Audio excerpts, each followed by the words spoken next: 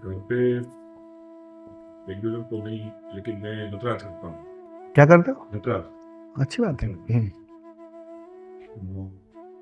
लेकिन अभी ये 5 दिन से मुझे थोड़ा ऐसा लग रहा है कि कुंडलिनी करनी चाहिए। तो आप क्या कह रहे हैं? नटराज वो तुम्हें देती है कि ये डायनामिक तो नहीं होगा। देखो, मैं कोई विधि दूं उसका कोई अर्थ नहीं है। विधि तुम्हें ही चॉइस करनी है। तुम्हारे अंतःकरण से कौन सी विधि मेल खाती है वो तुम ही तय करोगे। कौन सी दवाई सूट करती है? एलोपैथी सूट कर रही है, होम्योपैथी सूट कर रही है, आयुर्वेदिक सूट कर रही है, वो तो लेना पड़ेगा। एक बार लोगे तो बात क्लियर हो जाएगी। अब अगर अंदर से अंतःकरण से बात आ रही है कि कंपन के माध्यम से वो बात आसानी से बन रही है। नृत्य में खोना थोड़ा कठिन हो रहा है, नृत्य में नर्तक मिट नहीं पा रहा है, लेकिन कंपन के माध्यम से वही बात बन रही है आसानी से।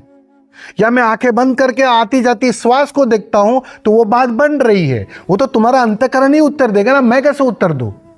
मुझे लोग पूछते हैं, बात सही है आपकी, मैं समझ रहा हूं आपकी बात। लोग मुझे पूछते हैं, स्वामी जी मुझे कोई विधि दीजिए। मैं बोला, विधि तुम चॉइस करो। बीमार तुम हो, सारी दवाइयां रखी है। अब कंपन से काम हो रहा है तो कंपन वाली विधि पकड़ो, श्वास से काम हो रहा है तो श्वास वाली विधि पकड़ो, नाभि से काम हो रहा है तो नाभि वाली विधि पकड़ो, लेटकर रात्रि ध्यान से काम हो रहा है तो रात्रि ध्यान वाली विधि पकड़ो, कुछ ना करने वाली विपस्सना जम रहा है तो विपस्सना करो, नाचने का ज्यादा आनंद है तो नर्तक वाली विधि पकड़ लो। वो तुम्हें तय करना पड़ेगा, बस उसको फिर जारी रखो। जो भी तुम्हारे अंतःकरण से मेल खाए, साधक अगर उस विधि को ठीक से पकड़ लेना तो कम समय में ज्यादा परिणाम हो। और अगर तुम्हारे अंतःकरण से मेल ना खाने वाली विधि की जीत कर ली, अब मैं तुम्हें कहूं चलो एक काम करो, जाके बैठ के आनापानसती करो। उदाहरण के लिए आपने पूछा ना, मैंने बोल दिया आपको।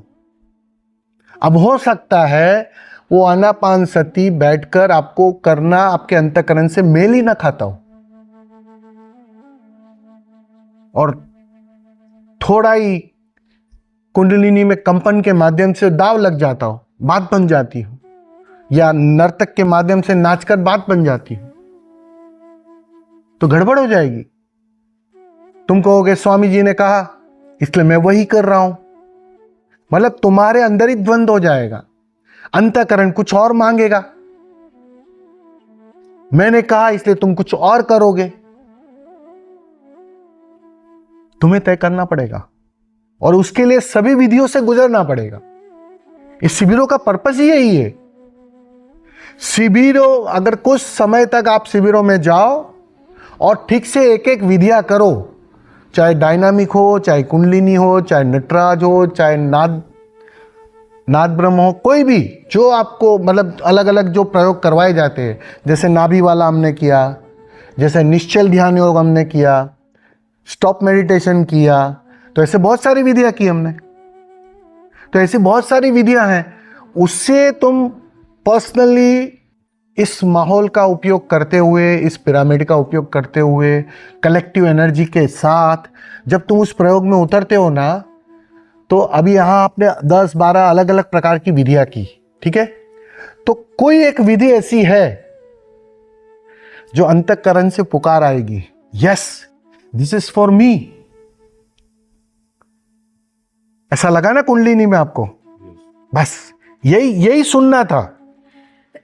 ये मैं कहता तो बात नहीं बनती, इसलिए तो मैंने 2 ही बोला है। मैं वही बोल रहा हूं, मैं कहता तो उसका कोई अर्थ न था, लेकिन तुम्हारे अंतःकरण ने जो तय किया वो ज्यादा मूल्यवान, वो कीमती है। बस फिर उसकी सुनो, फिर अब बाकी सब विधियों की चिंता छोड़ देना। अब एक संकल्प ले लो, घर जाकर कुछ भी हो जाए मैं 1 घंटा कुंडलिनी को दूंगा। समय आप अपना चुन लो, ठीक है? थोड़ा समय की ज्यादा फिक्र नहीं करने की। मरना है, अब मरने का कोई समय नहीं होता है, ध्यान का अर्थ ही इतना है, मिटना है। समय देख के कोई मरता है क्या? ब्रह्म मुहूर्त है, अच्छा मुहूर्त है, हाँ? समय की क्या चिंता ले रहे हो? तुम्हें जब वक्त मिला तब कर लेना, अपने समय पे करो, अच्छी बात है। लेकिन अगर नहीं भी होता है, समय का सेट नहीं होता है, तो उसकी उतनी ज्यादा फिक्र मत करना। 1 घंटा मरना है बस, कुछ कम होना है, कुछ टूटना है अहंकार के तल पर, उसकी फिक्र ज्यादा करना। तो वो समय आप अपना तय कर लो और बस 1 घंटा कुंडलिनी पर जोर दे दो, कंटिन्यूस करो, धीरे धीरे बात आसान हो जाएगी। और विधियां बदलने की ज्यादा जिद मत करना, ज्यादा झंझट में मत पड़ना, उसका भी खेल समझ लो, काम आएगा, आज नहीं तो कल काम आएगा। लोग मेरे पास आते, स्वामी जी मैं 6 महीने से कुंडलिनी कर रहा हूं, अब वो बोर्डन ला रही है, अब मजा नहीं आ रहा है कुंडलिनी में, आप कोई नई विधि दीजिए मुझे। ये भी सवाल आते मेरे पास। मैं उसको एक ही बात समझाता हूं, बोर्डन आ रहा है, ऊब आ रही है, मतलब बात बन रही है। समझो इस खेल को। अरे मन मिट रहा है, अब मन के पास एक ही चारा था, इसको किसी और विधि में उलझाओ, नया खिलौना दो ताकि मैं फिर से बच जाऊं। इसलिए तो तुम जैसे ही विधि बदलते हो ना, कुछ दिन और अच्छा लगता है, नई विधि में अच्छा लगने लगता है, फिर उसमें भी बोर्डन आ जाएगी। फिर मन कहेगा नहीं नहीं नहीं, अभी ये विधि तो ठीक है, अभी को और नई विधियां दो। कभी भी जब बोर्डन आए तो गलती से भी मत बदलना, मतलब बात बन रही है, पानी उबल रहा है, मन खो रहा है, मन ज्यादा बेचैन हो रहा है, ये मन मिटने की निशानी है। बोर्डन का मतलब ही इतना है, मन को पक्का हो गया कि अब इस बंदे से विधि बदलवानी पड़ेगी, नहीं तो मैं तो गया, मेरा मिटना तय है। तो तुम्हें ऐसे ऐसे ख्याल भेजेगा, ऐसी ऐसी बातें समझाएगा, ऐसे साधक भी मिल जाएंगे ऐसी ऐसी बातें समझाने वाले। कभी भी ये गलती मत करना, ऊब आने दो, ऊब के पार है। हम क्या करते, ऊब से रिटर्न आ जाते, ऊब तक आ जाते, खिलौना बदल लेते, नई विधि ले लेते, तो बात बनते बनते रह जाती है।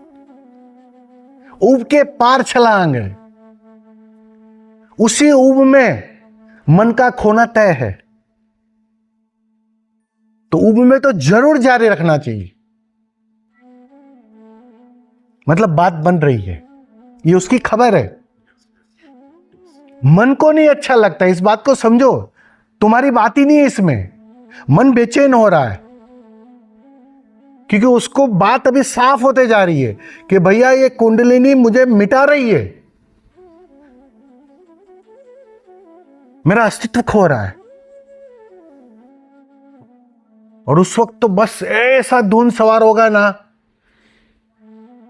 स्वामी जी शिविर में मिले तो ठीक, नहीं तो कोई नहीं, फोन लगा के पूछ लो, मुझे फोन आ जाते, स्वामी जी अभी बिल्कुल अच्छा नहीं लगता है नाथ ब्रह्म, नई विधि दो। और देने वाले बैठे हैं, वो दे देते, तभी तो बिल्कुल नहीं लेनी चाहिए। उस समय विधि तुम नहीं करोगे ना, छोड़ दोगे ना, वो चलेगा, इस बात को समझो। गलती से भी बच्चे को नया खिलौना मत देना,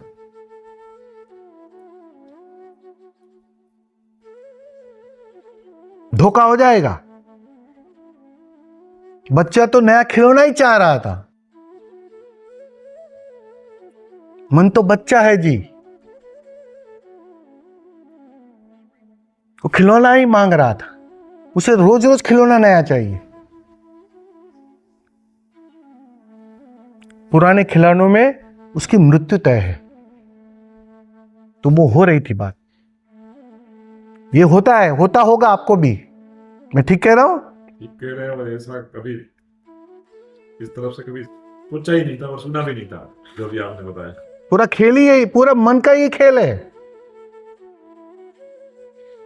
मन क्या क्या चालाकियां करता है ना, वो मैं समझ पा रहा हूं, बस इतनी सी बात है।